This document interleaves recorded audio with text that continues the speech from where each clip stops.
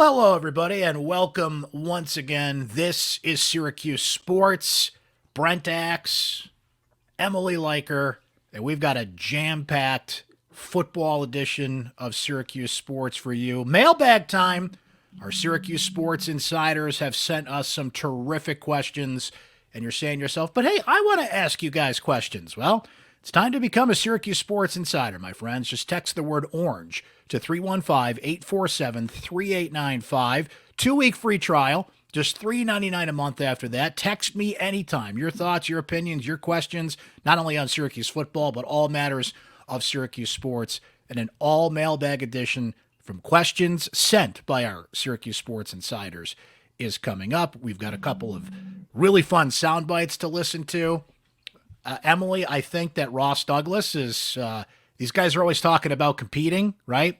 He's my favorite coach we've talked to so far. Yeah, he was really fun. He was super high energy, just like willing to offer anecdotes really quickly, which is like, some guys are just more prone to that naturally than others. But yeah, his energy was great. Fantastic. I got my master's green on.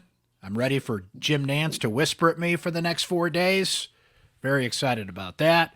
So let's, hello, friends. Let's just dive in here and get to it. We're going to up the intensity level here. Ross Douglas certainly owned the room, if you will. And again, we get to know these assistant coaches. We get to hear their stories and their backgrounds and where they come from and why they came to Syracuse. So here's a guy, Emily, who 4 years ago was the GA at Rutgers for Fran Brown. So there's the connection, right? Like all these guys have some kind of connection with Fran Brown. This guy goes from being the GA at Rutgers, and I got to play this clip because our friend and colleague Chris Carlson asked a really good question of Ross Douglas. For those that don't know, what does a GA do? Here's what he said. It was funny. So I was actually coach, bro. I was Fran's GA at Rutgers in 2020. Coach Yano's first year, he was a DB coach. I was actually his GA. So that's where the relationship crossed over, and we stayed in touch throughout the years. And once he got the opportunity to become a head coach, he's a guy I look up to, so it was a no-brainer. What were some of the things you did as a GA? For those that don't necessarily know how the hierarchy works. Oh, for the GA, every terrible job in college football you can possibly think of, I've done all of them.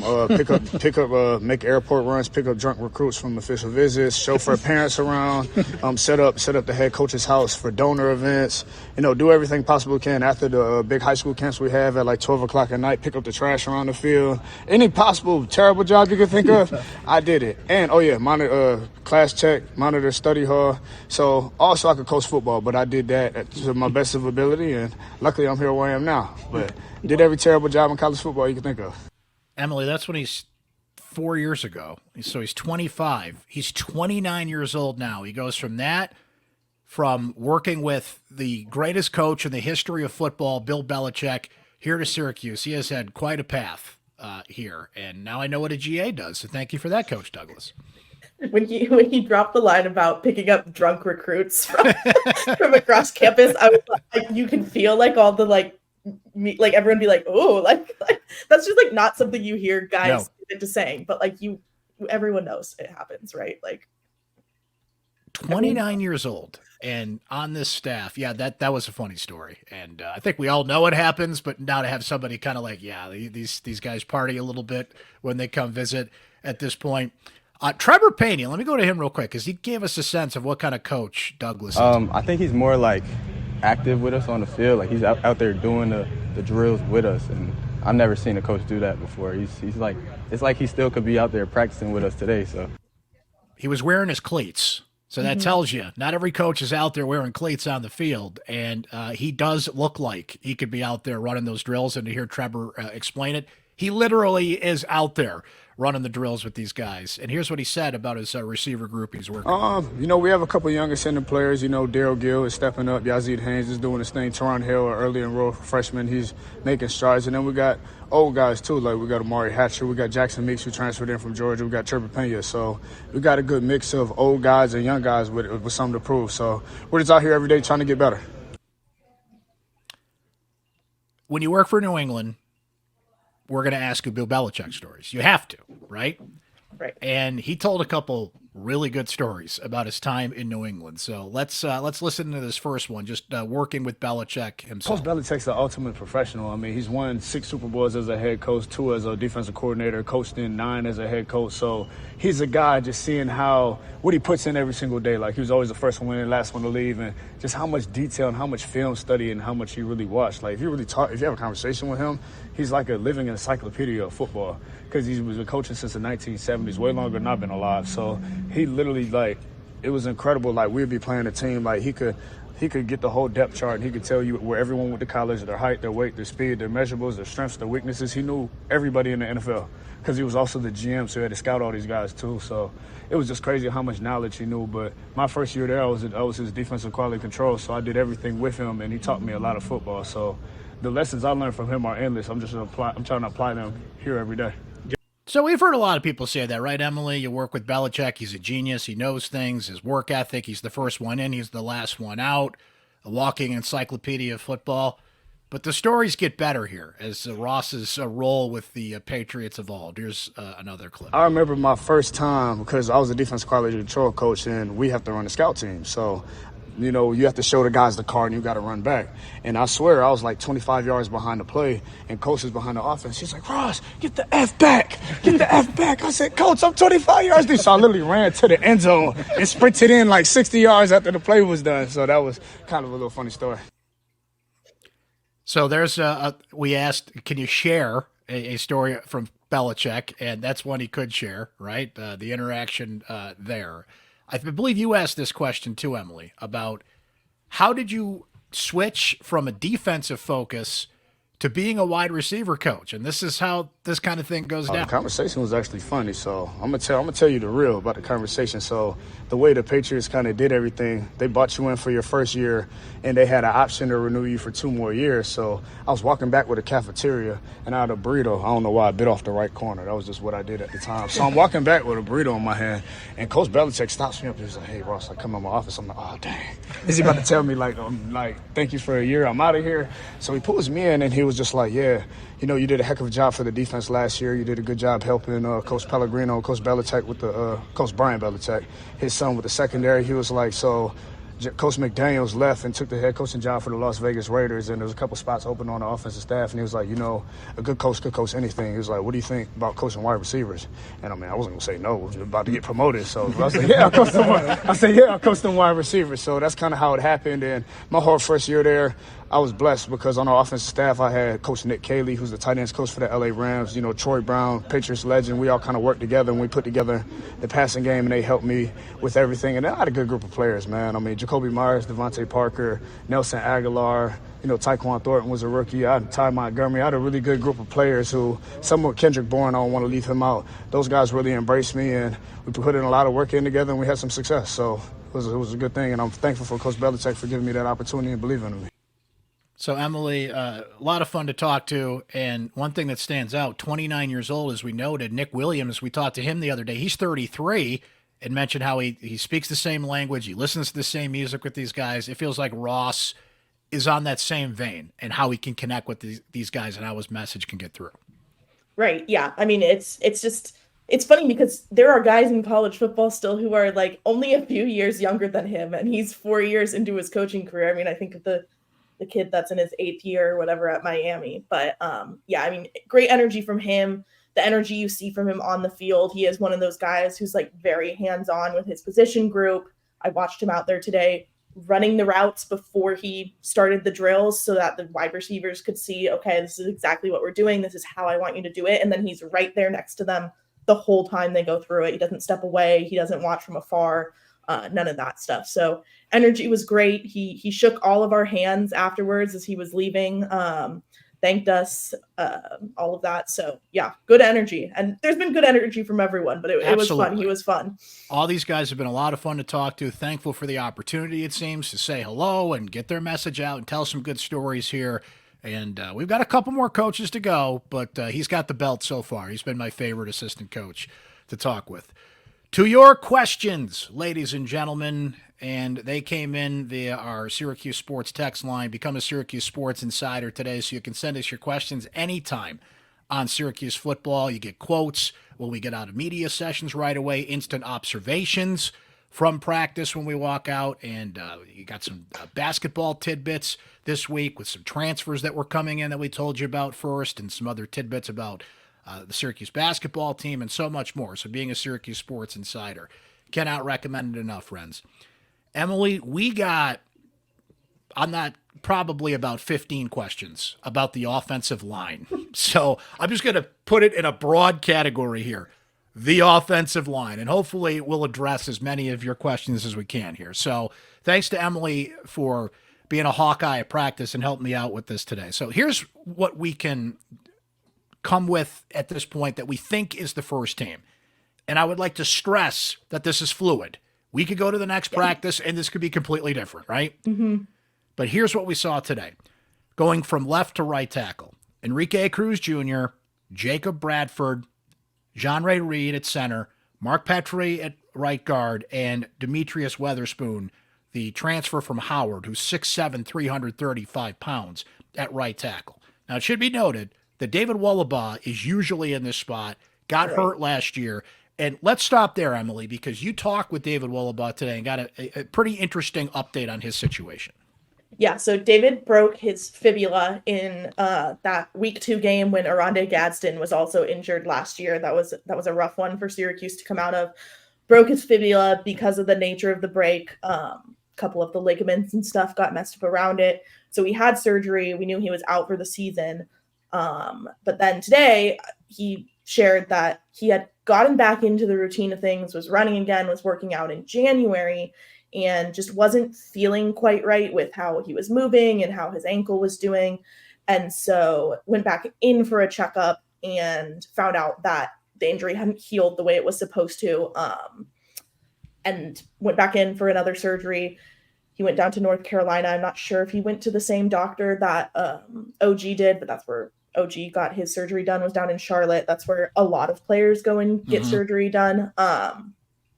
So he's back in a boot. He hasn't been available at all this spring.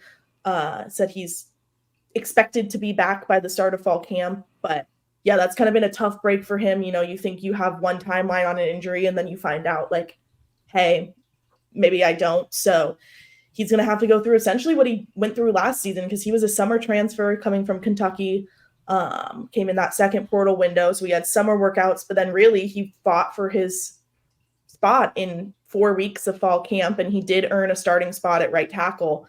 And now this year he's going to have to basically do that again with a new position coach, a whole new offense, and only fall camp to earn a spot back. So he did say he doesn't know if he'd slide right back in at right tackle again, which I think is worth noting. We've obviously heard a little bit about how Dale Williams is moving all of these guys around. So he could certainly end up somewhere else on the line, but right tackle is where he played last year. And we will talk to offensive line coach Dale Williams next week and get his perspective on things. So the second team was Josh Miller, the transfer from Georgia, 6'4", 300, going from left to right now. Lysander Malello, 6'6", 360 at guard. Joe Moore at center. Joe Cruz at right guard. And then Travion Mack at right tackle. There's 3 names, Emily, and I know if these are the 3 names you're hearing as well, and people you've talked to, but in the offensive linemen I've talked to, the offensive coaches I've talked to, Kyle McCord, just wrap them all together here. The 3 names that pop to me the most are people are really impressed with Enrique Cruz Jr., how he's leading, how he's playing, showing the way in these drills. Josh Miller, who we brought up, is at this point the backup left tackle, just comes from Georgia. Remember, he's a freshman, so still kind of finding his way, but he pops.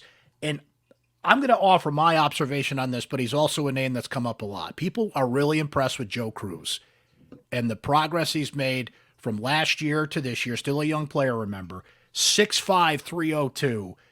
He's not in the starting lineup at this point. Petrie is. And again, we could go to practice the next one, and this could be completely different. But he has popped from what I've seen, and I watched the offensive lineman a lot today. He's just one of those guys that really stands out at this point, and he's also a name that I've heard a lot so far. Yeah, you know, both the Cruzes, like you said, Joe Cruz is a guy who is still younger, a little on the inexperienced side. He was on the depth chart last year, but I don't recall him playing too much.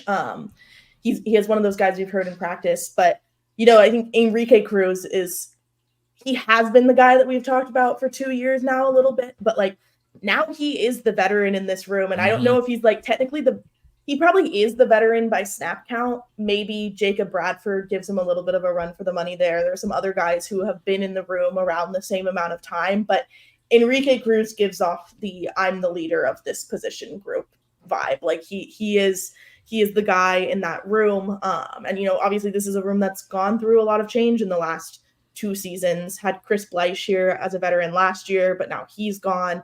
And so there's just been a lot of shakeup. And like you said, like this could all change again. I think another guy who we haven't seen out there in like the team period stuff, but is doing some practicing and is coming back from an injury is Kalen Ellis. He has been on the depth chart in previous years, but battled a lower body injury as well. And so it'll be interesting to see like if he factors back into one of these lineups and gets back on the depth chart. We don't really know where he's at. We haven't had a chance to talk to him yet in his recovery, but he has been out there doing drills, right? He has been out there doing drills. He just wasn't out there with the first or second team doing that stuff. We saw a quick and chaotic team period at practice today, and that was interesting because what Fran Brown said on Tuesday when we asked him about the scrimmage was the one thing that he liked to see cleaned up between that one and the upcoming scrimmage on Saturday is maybe the offensive line gave up a few too many sacks, right? So we'll see how that progresses there and where they're at in the passing game. And that kind of leads me to our next question here. We can build into the offensive line discussion as well. But James wants to know, with this new pro-style offense, have you seen the use of the unicorn of football, an actual fullback? No is the answer to that. Not a listed fullback on the roster. But something to keep in mind, Emily, Jeff Nixon is a running back coach by trade. That was his position with the Giants and in other spots that he's been, and that's what he's noted for, coaching running backs. Maybe he's got an affinity for the fullback. I don't know, but like that traditional Mike Allstott fullback type, no, we have not seen that thus far. Right. Yeah. It could be a trick he has up his sleeve, certainly, and there's enough talent in that room, like to adapt someone to that type of position, maybe without having brought them in specifically for it. I mean, LaQuinn Allen, Juwan Price, Yassine Willis, like there's enough talent in that room to make that happen. It's not something we've explicitly seen yet. Ben wants to know this. In light of all that's going on with the basketball program, wondering if there are any updates on the NIL front for football. So the answer to that is yes, Ben. If you didn't catch all this kind of happening about a month ago, we've written stories about this. It was happening on social media. Rob Conrad, former Orange, of course, the last man to wear 44, was very active about promoting this on social media. There is a group called SU Football NIL that is out there now. They have formed their own NIL collective. Joe Burton, a former Syracuse football player, is the president and founder of this group. Colby Clark is a board member who's a local businessman here in central New York, owns Myers Creek, and president of Feldmeyer Equipment as well. Former Orange players PJ Alexander and Justin Pugh are on the board of this organization. SU Football NIL has already signed up 15 players. Most of them, by the way, it should be noted, are transfers or new, but certainly some familiar names on this list, and I'm going to go through them quickly. Kyle McCord, Fidel Diggs, Isaiah Hastings, LaQuinn Allen, Zeed Haynes, Justin Barron, Elijah Clark, Aronde Gatson, Marlo Wax, Demetrius Witherspoon, Deion Wilson, Deuce Chestnut, Marcellus Barnes, King Joseph Edwards, and James Hurd. So you have Orange United, which is the preferred collective of Syracuse University. You have Athletes Who Care, which is the collective where athletes do charity work in exchange for NIL money. And now you have this new collective that's out there. From what I'm hearing, and more is to come on this, this group has some serious money behind it.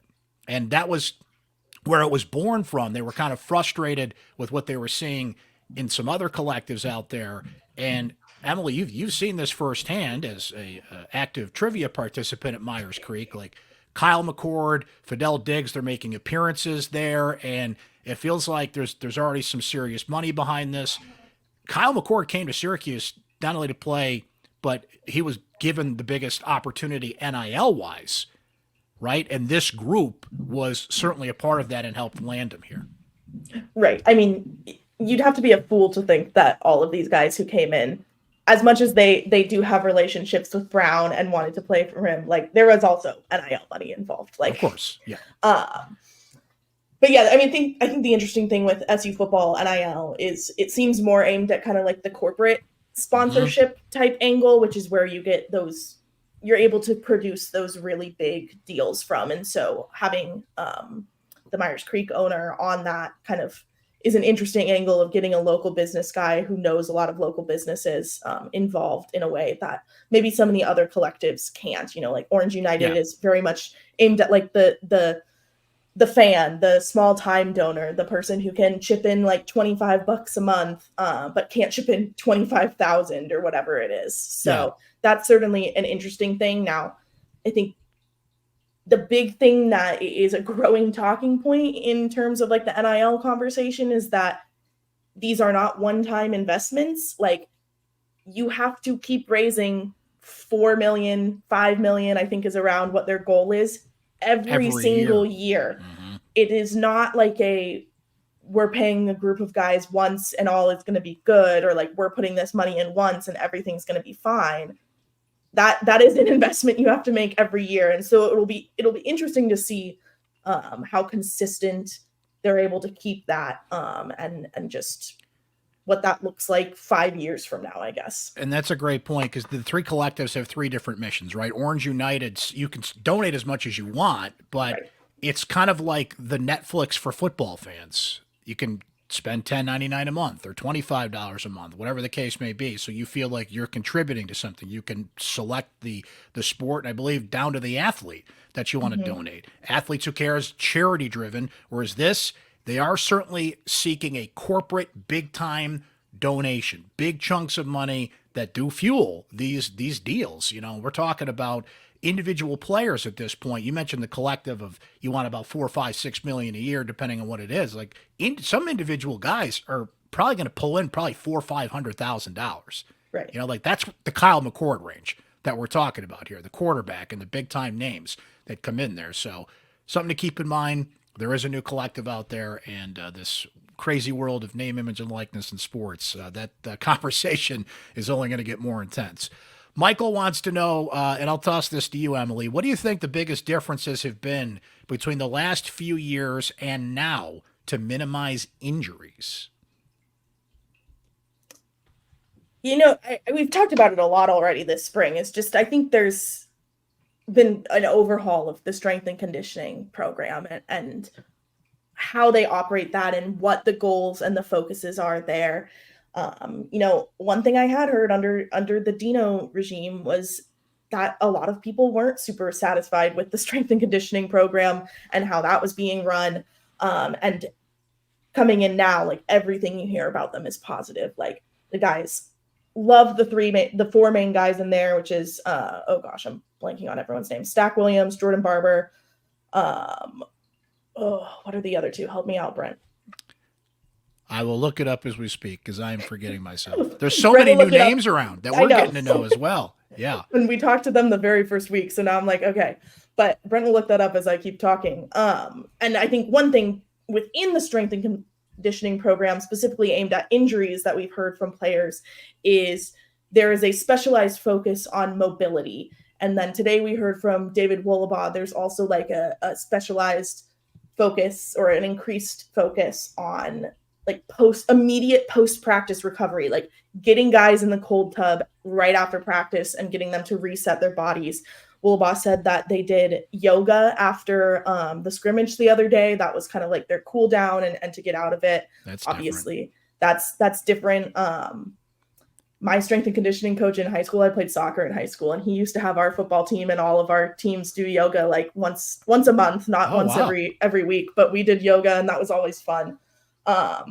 So yeah, I think there's just been such a complete overhaul and they are really focused. I think they know that the injuries have been an issue and are working to adapt to that. And everything we've heard so far has been positive. To be clear, none of the injuries that we've reported on this spring are injuries that have happened this spring. Right. Like Gadsden's second surgery was an expected second surgery to remove the screw in his foot from his Lisfranc injury in the fall. Wolabaw's injury, that is an old one that he's just still recovering from.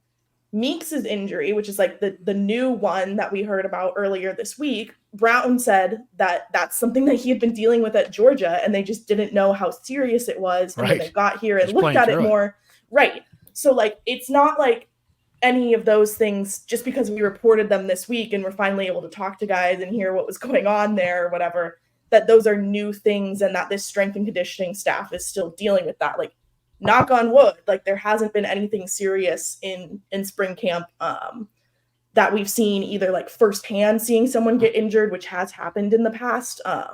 We were there when Stephen Mahar tore his ACL last year. That was pretty scary.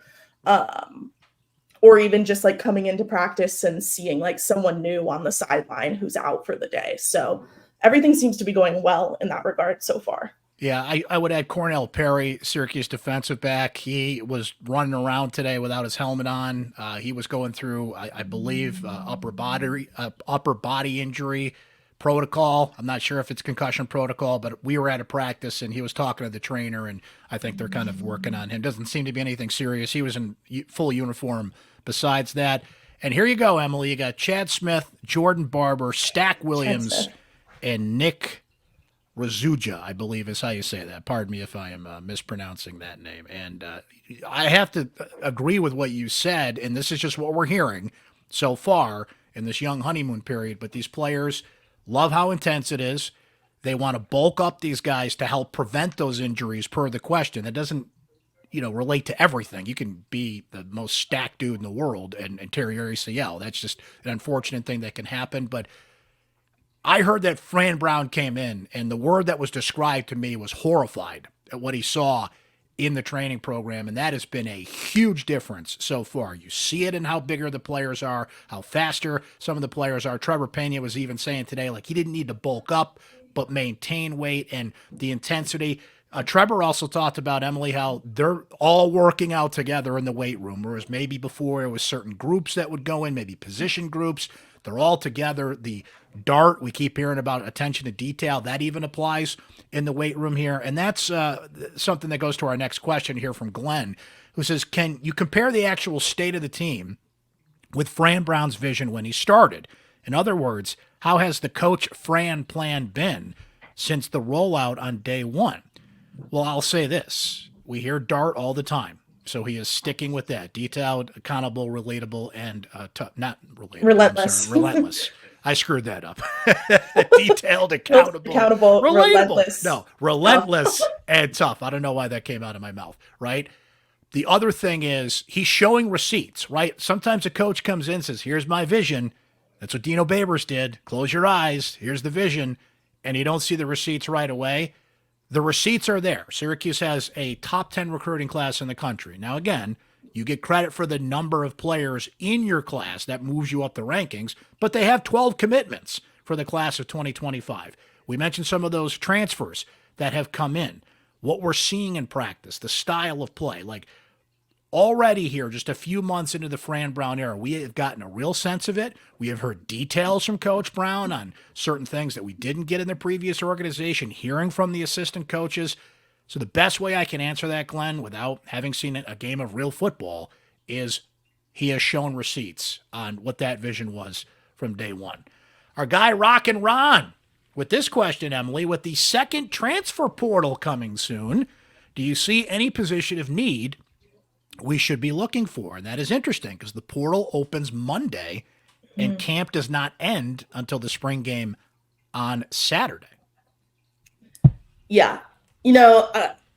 Let's start with, well, it's certainly possible guys dip out as soon as Monday. I don't think people would until after the spring game. Obviously, we'll keep an eye on it next week. And if it's like, hey, so-and-so is missing, like we'll try and keep tabs on that.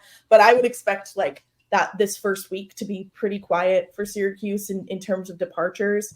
Position of need, I don't know that there really is one right now. Like there's not like a blatant one, at least, right? Like there's not a position that we've seen in practice that I'm like, oh my God, they need to get more guys in there. And like knowing how many more guys are coming in the summer too, like from freshman level, and also like there's a few transfers who haven't made it in yet.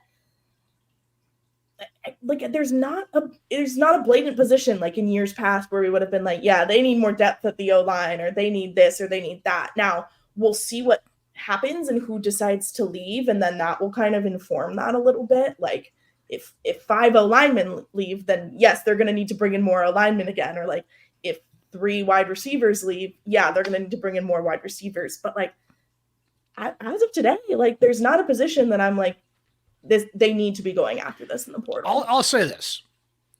If there's a quarterback in the portal that you feel can come in and compete for the backup position, I think you need to do that. Because I don't think that Carlos Del Rio Wilson or Braden Davis has grabbed that backup position job. And who knows, maybe either one of those two, they have transferred before, but you can pretty much transfer freely these days, could go back in the portal. I agree with you that there's not one position where I'm like, oh, for the love of God, you've got to address that. Like every possession has depth out there. Position has depth at this point.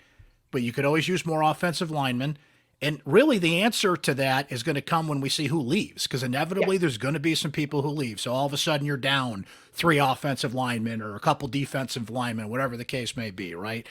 So there's not a glaring need, but they're going to go in the portal. They're going to always look to add competition. Ross Douglas said that today about how blunt he is with his players. The best guys are going to play.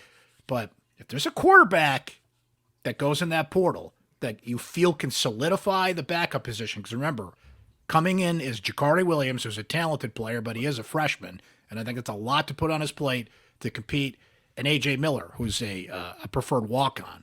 So keep an eye on that position. Good question from our guy, Rock and Ron. From Jack, who says, with spring camp winding down and there are guys coming in the summer who have a chance to play meaningful minutes this year, if so, who? He notes Jamie Tremble seems the most likely to me. So similar question, Emily, but not out of the portal, but the players we know are coming in the fall. Yeah, I think Tremble's probably top of the list for me as well. He's kind of one of those guys that, like, if he was here right now, if he had been able to enroll early, like, we would be talking about him, I think, a lot.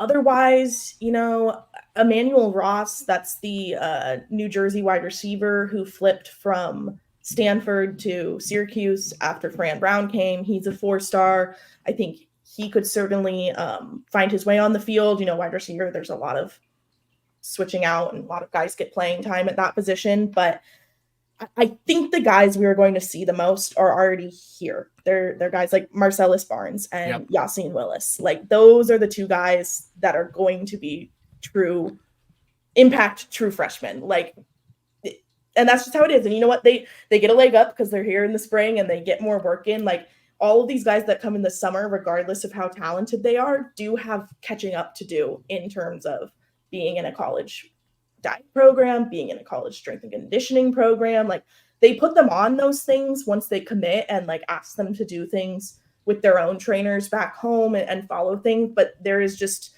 nothing quite like working with the strength staff in your program and having the dietitian sort out what your meals are going to be so that you can gain weight or maintain weight. And so, Trumbull would be my answer. So questioner was spot on there, but definitely. But I think you're spot on with Willis is here. And I remember Jeff Nixon talking about how a running back has to learn to transition from high school to college because you're catching the ball more out of the backfield. You're blocking more. No block, no rock, as Jeff Nixon likes to say. Barnes got some run with the ones today in that very quick team period that we saw.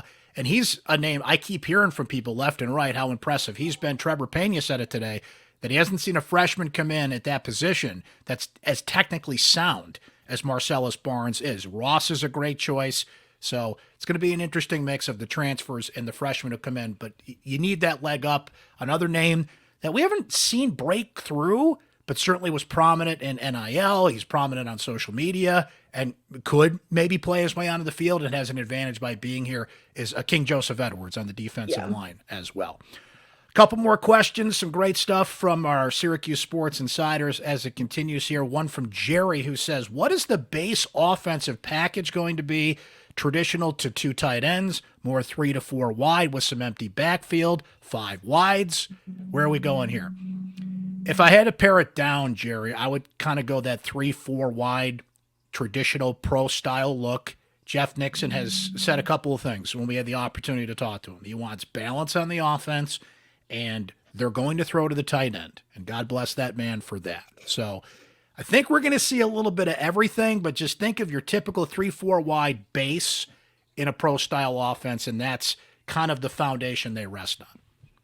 Right. Yeah, I think that'll be the brunt of what we see, or the bulk of what we see, pardon me. I don't remember if it was Nixon or one of the other offensive guys we've talked to, but there has been mentions of like, oh, we'll throw 2 tight ends out there occasionally, or we'll have 2 running backs in, like that type of thing. I think it's important to note, like, I'm sure there are going to be times that we see Gadsden and Valari on the field at the same time, but that's not always going to be like a 2 tight end set. Like, there are many times that Gadsden lines up in a traditional wide receiver role despite being called a tight end. And so, like, we'll just have to keep an eye out for that. Like, just because you see Gadsden and Valari on the field at the same time doesn't mean they're running a 2 tight end That's set. right. So that's right. That's important to keep in mind. And they did work a lot with Gadsden on his blocking Yes. here in the spring. And one last question, my man Dan P says, when was the last time Syracuse got a commitment from the top 2 players in New York in the same class?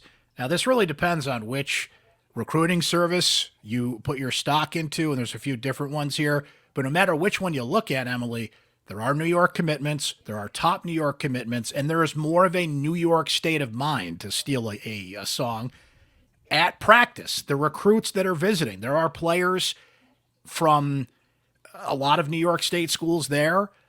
Shout out to Bruce Williams and CBA, who have already had a couple commitments to Syracuse.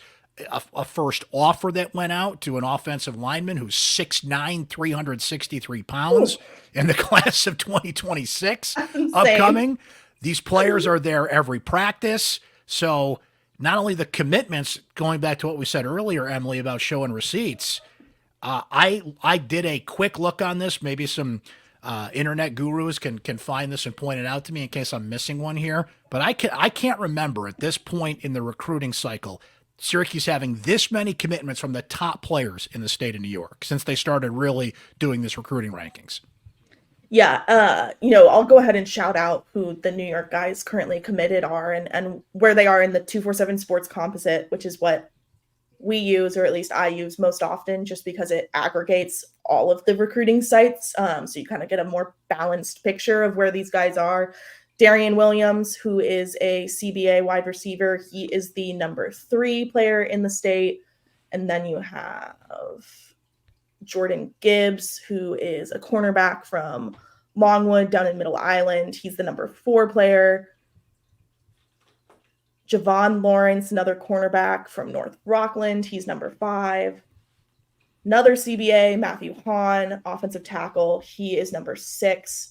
So they have the 3, 4, 5, and 6 players in New York in this class. And I talked to Jordan Gibbs and his coach. Gibbs was one of the players who committed out of that snowy weekend up at the start of camp, which I wrote about at the beginning of this week. And, his coach, I asked just a little bit, like, what is it like to have SU recruiting the local area again? And, like, what does that signify to you as a New York coach? And he's like, he basically, like, turned it to, like, when you get more kids to stay, like, when you get the first couple kids to stay home, more of them are going to keep on staying home. And so, great point. Yeah, like, the more kids that you have from in-state, and, they started this last year with a couple guys like David Clement. He's from the state. He's from CBA Albany. And they got a couple other products, and they have more coming in the 2024 class that are going to arrive in the summer. But once you get that ball rolling in state, like, I think we'll see a lot of New York guys over the next couple years. Now, granted, like, Syracuse is going to maintain its standard of what it's looking for in these recruits. It's not just going to go and offer guys because they're right in the backyard. But I think there has been seemingly a lot of talent overlooked here in the past handful of years, or at least that's what high school coaches in the area have felt like, and that seems to be changing. Shout out to our Syracuse Sports Insiders for so many great questions for us to ponder, not only today on the podcast, but just throughout spring practice. And I know you guys will continue to send that to us. So please do To become a Syracuse Sports Insider, just text the word orange to 315-847-3895. Try it free for 2 weeks, just $3.99 a month after that. I don't want to spoil it. I don't want to jinx it, but there is a guest we have scheduled for this podcast for, depending on when you're listening or watching, that I'm going to speak with on Friday. It is certainly a name you will know, but I'm going to keep that under my hat until I have walked away from that interview and it has been completed. You know, I just don't like to jinx these things, so stay tuned. No jinxes here, so stay tuned for that. Emily and I will be back with more football pods next week. 3 practices leading into the spring game.